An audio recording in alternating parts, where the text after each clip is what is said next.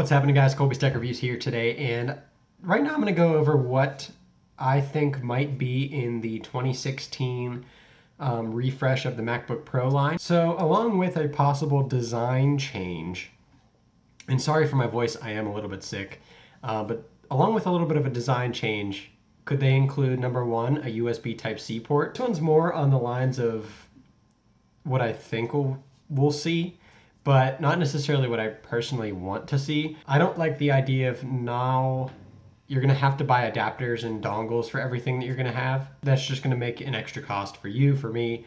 I'm a MacBook Pro user myself, and I'm thinking about upgrading whenever the new one comes out next year. This is just my opinion. So the pros would be, again, faster data transfer and reversibility, so you can kind of like a lightning port, you can just kind of flip it either way. And then the cons would definitely be loss of magnetic port for tripping over cables. So if they use it for the charging port, that's going to be an issue. Also, the purchasing extra adapters, dongles, things like that for an extra cost. All right, number two, we have different color options. So I don't know if this is something that's going to be introduced with the MacBook Pro line quite yet, but it would not be very surprising if it was. So I think that the three basic colors would still be silver, gold, and space gray. I don't believe rose gold will be introduced, only because I think it was a little bit too pink. Not that that's a bad thing, but I think for a laptop it could be a little much.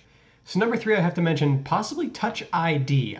This one I read a little bit of some people's opinions on, and it didn't sound too bad. So with security being such a huge factor these days, passwords really aren't cutting it anymore.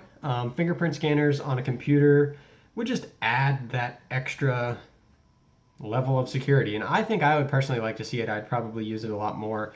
I have the Samsung Galaxy Note 4, so I'm not an iPhone user, and my iPad Air doesn't have the fingerprint scanner, so I really don't use my fingerprint scanner. And the Note 4 isn't the greatest. They did update it for the S6 and the S6 Edge and the Note 5 that just came out.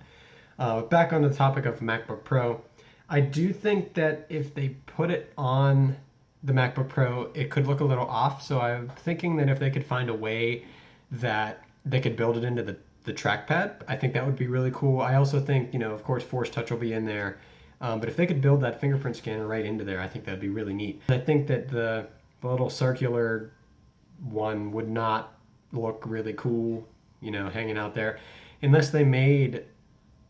they switched back to the way that the old MacBook Pros used to be, in which had that circle power button that was not part of the keyboard.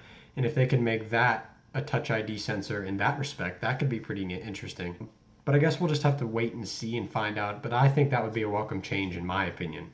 So of course I could go on and on about the internal specs, graphics cards, processors, etc.